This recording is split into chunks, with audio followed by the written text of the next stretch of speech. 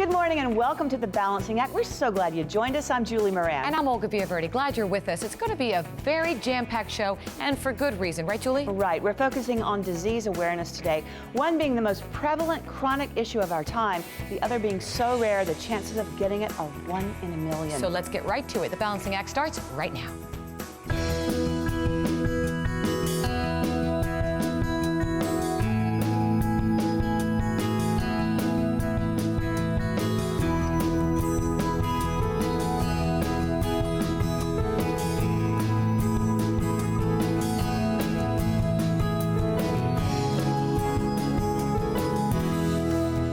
If you don't have type 2 diabetes yourself, you most likely know someone who does. That's because it affects, listen to this, more than 29 million Americans. And for millions of them, that may mean a series of daily blood sugar checks and insulin shots that make life pretty complicated. Well, today we've got a very important, very positive treatment update that's giving countless patients their lives back. And here to tell us all about it is John Sink, physician's assistant and certified diabetes educator, and one of his patients, June Henson. So glad to have you on the show. Wonderful Great to be here. All right, John, I'm going to start right with you. Tell us more about type 2 diabetes. Do a lot of patients still rely on multiple insulin shots a day? Well, we've come a long way, but about a third of those patients you spoke about use multiple daily injections, or at least one injection a day to help control their blood sugar because they don't produce enough insulin. And so those patients, bless their heart, they're suffering in the restaurants, and they're suffering out in public about when to take their shot. Can I take it in public? Plus they have to carry all these devices with them, and shots and injections and syringes and vials, and so it's just very cumbersome, makes every meal an adventure for most of these folks. Well, as I say, my grandfather was just, it was horrible. He had to carry all of this. He had 6 or so times a day if he was in the car or driving in or a restaurant. It was just very complicated. You can't do anything without thinking about your blood sugar most of the time. Right. And June, does some of this describe your experience with type 2 diabetes, and how did it affect your freedom and your daily life? Well, I was struggling to maintain my daily routine, and June didn't want to be a diabetic. She pretended she wasn't a diabetic. I tried not to. So we had to teach her. It runs in my family, and I was struggling, and I tried other things that didn't work, and my numbers were still not in line at all. And you said she was toxic, right? Yeah, she was toxic. Her blood sugar levels were high, and she really needed some more insulin to help bring that glucose down. And unfortunately, you usually have to go to more injections per day to do that, but we had options for her. I say the good news is that there's a new treatment option. You just got to tell us all about it. So in 2012, a company named Valeritas came out with a device called the Vigo, and the Vigo holds one type of insulin, and the patient simply takes the cover off of the needle button.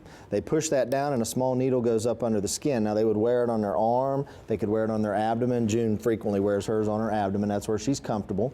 But then at meal times, because there's insulin in here, it's constantly running, but there's a button on the side, so at meals they push a button, their insulin goes in. Next meal they push the button, insulin goes in, so they don't have to carry around the syringes and the vials and sit in a restroom. They're scared to take a shot in front of people because someone might say, oh, you can't have that because you're a diabetic. So it helps with some of that embarrassment. It's also more convenient than carrying all those other items around. Oh, it certainly is. And you said you can even just punch it through your shirt and yeah, you can wear it under your shirt, and it's great for businessmen, because they can just reach up and push the button, and no one ever knows they did it because they don't want anybody to know they're diabetic. So now they can kind of be a little more discreet about those if that's something that they're worried about. Fantastic. And June, you've been using this treatment now. How has it affected you? How's it changed your life? It's got my numbers all in line now. Wonderful.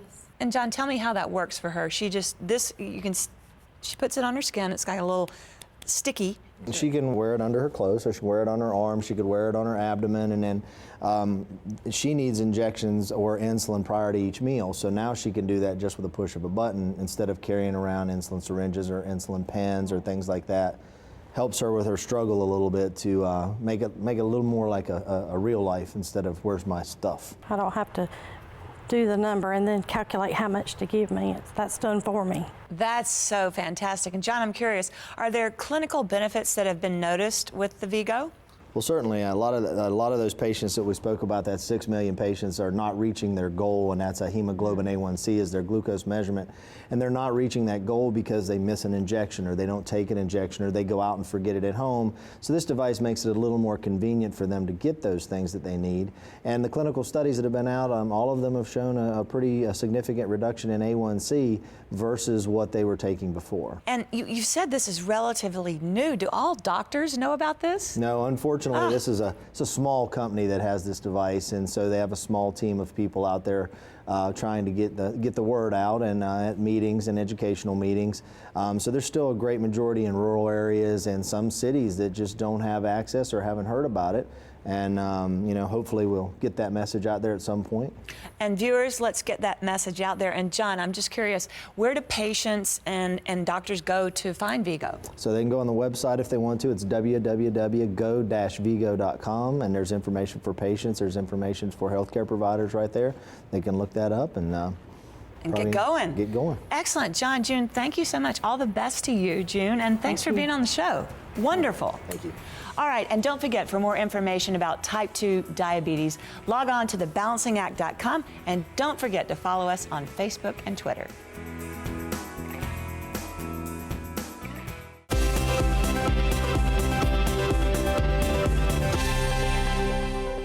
Sometimes we hear about diseases like type 1 diabetes, and we might stop and think about it for a second or even donate a few dollars. But until it hits home, it's just a thought, just a donation.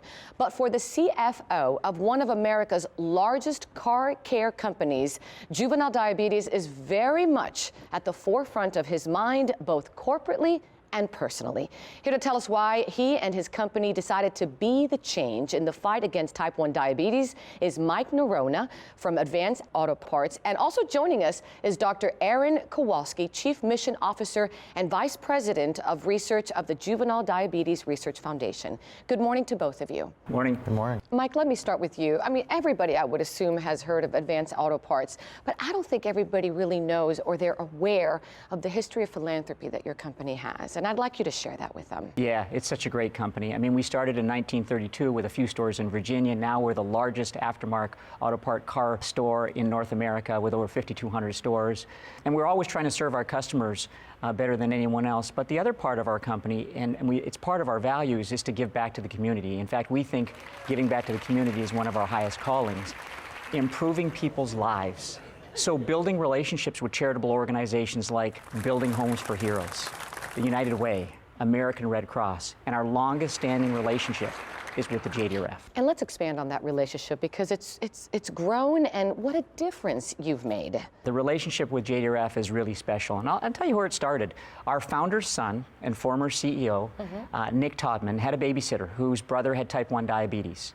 And as he learned more about it, he wanted to do more to help. So the company started collecting money and to help find a cure for type 1 diabetes, and that was in 1994. You fast forward 23 years later, we've raised over $41 million to help find a cure. That's great. The relationship with JDRF has grown over those years. It's a natural fit. We both set big goals. We both share a common bond to improve the lives of others. And what's really, really exciting is this couldn't have happened without the generosity of our 75,000 team members, our millions of customers, and our vendor partners who participate in our annual JDRF walks, our sneaker campaign, and all the other fundraising events we do to raise money for type 1 diabetes. And Mike, I know you have a very personal connection as well when it comes to juvenile diabetes, your son. You know, when I joined the company 8 years ago, you naturally get pulled into the JDRF and helping find a cure. And really, I was inspired by our general managers who really lead our campaign and our sneaker campaign. And then I got more and more involved as I met more of the families and the kids that were impacted by type 1. But I never had a personal connection, neither did our family. And then last year in February of 2015, our 10-year-old son at the time, Dylan, was diagnosed with type 1 diabetes. Doctor, I know you have a personal connection as well with juvenile diabetes. What is it? Yeah, I work at JDRF as a scientist, but my brother was diagnosed when he was 3 in 1977, and that was a bit of a bolt out of the blue. We had no family history of diabetes. And then I was diagnosed at 13. So We've been doing this for a long time, and as Mike points out, type 1 diabetes is a real challenge. Let's talk about research, doctor, and awareness. The research, it's getting better. We've made amazing progress. I've been a scientist and doing this as a person with diabetes for a long time. We have artificial pancreas systems that'll be around on the market next year that JDRF played a leadership role. We have new cell therapies, and we're coming closer to a cure.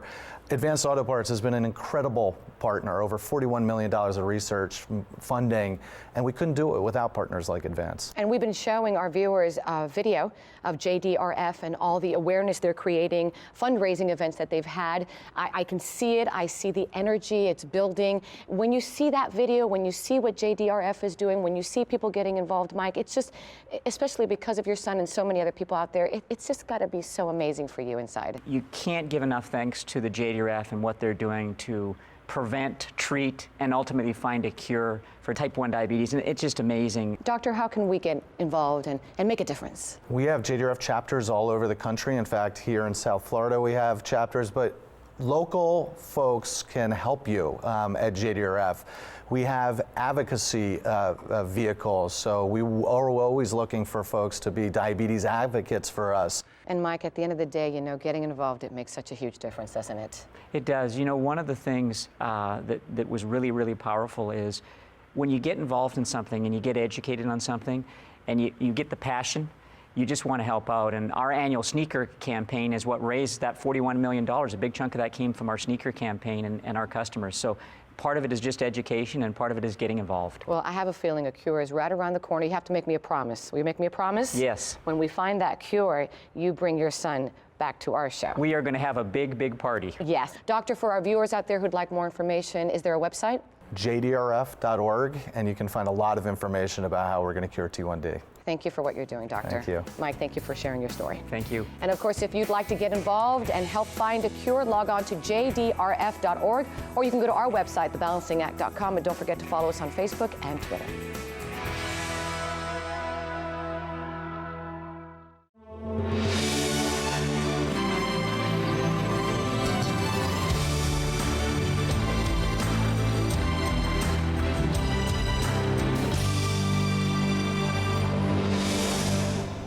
All About Nomid by Quinn Paduani.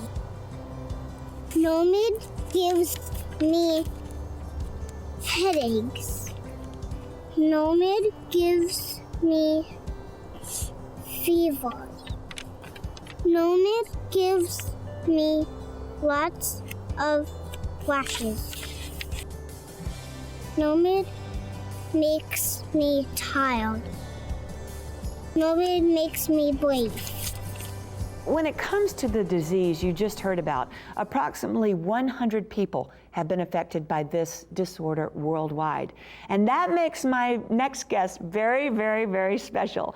And here to share more on this ultra-rare disease is 8-year-old Quinn Paduani, I got that right? And her mom, Colleen. Quinn, you were about 6 years old in that video that we just saw. And how are you doing today? I'm doing great. You're doing great. You look great. And why was it important for you to come on TV today with your mom? Well, because I want to help children so they could stay healthy just like me. Oh my gosh, that's so important. I'm so glad you came on my show today. And Colleen, when did it all start with Quinn, and what were the first signs that something just wasn't right? Well, apart from being born prematurely, she presented with rash and fever shortly, a few days after birth. Those were the first signs that there was something off with her. But the doctors at that point weren't sure. They had no idea what she had. And shortly after, it became apparent that she was suffering and having pain. But I understand it was a year before she was diagnosed correctly. Is that right? That's true. Wow. Yeah, it took a year, and it took a lot of different specialists, big process of elimination to get the diagnosis. What was it like to hear that diagnosis, like 1 in a million chance, and did it make you think about your other kids? I don't recall feeling upset receiving the diagnosis. There was more a sense of relief that there's nothing that I could have done differently that would have changed the outcome. And although those odds are pretty slim, why not my daughter? You know, none of us are above disease or illness. But with the diagnosis came information, and that was very empowering. Well, knowledge is really power, right? Sure, yeah. And it also put us on the path to getting her well again. At the time, I just had my older son. The little one didn't come along till later, but I didn't worry. I knew it was a spontaneous genetic mutation, and Quinn really, truly was 1 in a million. Oh my gosh, you are 1 in a million. We're so glad you're here. And as you can see, that Quinn is an active 8-year-old who is just running around the studio. And you're just feeling really good at 8, right? Yes, ma'am. Oh, she's so cute. See, I'm from the South. I love when people say yes, ma'am. That means a lot to me. And we're going to learn more about Nomid from Quinn and her doctor, so I want you to stay right there. You're staying right here with us, right? All right, don't go away. We'll be right back.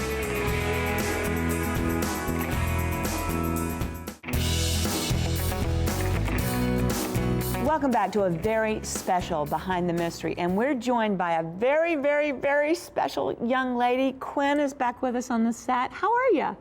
I'm great. And her mom, Colleen. We're also joined now by Dr. Philip Kahn, pediatric rheumatologist and Nomid specialist. And Doctor, before the break, we were talking with Colleen, and she told us about the symptoms of Nomid. I mean, tell us basically what Nomid is. So Nomid is one disease that's part of a larger group of diseases called auto-inflammatory syndromes. Nomid itself stands for neonatal onset, multi-system inflammatory disease. Doctor, 1 in a million, and I read that there are only 40 U.S. patients in the entire country right now with Nomid. Is that correct? Yes, around 40. And because the diagnostic symptoms are so important, let's go over that again. What are they, doctor? So Nomid includes a constellation of symptoms starting from head to toe. Of course, as you can see with Quinn, she never had the majority of these symptoms, but from head to toe, these patients can have meningitis, they can have inflammation of their eyes called uveitis, they can have hearing loss, learning delay, they can have various different problems with their liver, rash, swollen glands, and one of the things that they can have from across the room is they can have these bony overgrowth of their knees and of their elbows, most predominantly if this disease is not treated promptly. Is there a diagnostic test for Nomid today? Well, fortunately, nowadays there's genetic testing, but this is still a work in progress, but it's a clinical diagnosis to start with, which is confirmed with genetic testing. Okay, and Quinn, is that the big reason you came here today, to just get the word out there? Yes, ma'am. So that's been a big, important thing for you, Colleen, right? Getting the word out there, sharing your story. Sure, absolutely. So about a year after her diagnosis, for her 2nd birthday, we held our first fundraiser, a walk in the park, where friends and family and members of the FDNY at the time came out to support the cause and raise some awareness. Dr. Kahn is also kind enough to invite us to his own rheumatology conference every year. And the past 3 years, Quinn's come along with me, and that helps raise awareness amongst health professionals. Which is so important. Yes. You got to get these doctors out there to realize what's going on. And you do one more fun thing, I think, around the holidays. We do. Our friends and neighbors in our old neighborhood do caroling for cures. And what is your favorite Christmas carol? What do you like to sing? Frosty. Frosty the Snowman? Oh my gosh, that's one of my favorites. Oh, that's so great. Tell me about some of your hobbies. What do you like to do? I like to swim. You like to swim? I like to dance. Ooh, dance? And I like to draw. Wow. As we can see, Quinn is living with Nomid, and a lot of that is because of the treatment options that are available today, right? Yeah, we had to cycle through several different treatment options with Quinn and then ultimately found the right fit for her, and she's doing wonderfully. And Colleen, how soon after her diagnosis did you start seeing results? Very shortly after. Really? Yes. I feel like once Quinn began treatment of her disease, it was almost a child that we had not seen up until that point. So, oh man, of course, that was so wonderful good. for any That's parent. Good news. Oh, well, it was so special having you all in the studio today. And there are a host of great resources for the families out there dealing with Nomid and other rare diseases, including rarediseases.org and the Auto-Inflammatory Alliance, or auto-inflammatory.org. Thanks for coming in the studio. Will you come back and visit me? Yes, ma'am. Okay, I would love that. And of course, you can log on to thebalancingact.com for more information about Nomid. And don't forget to follow us on Facebook and Twitter.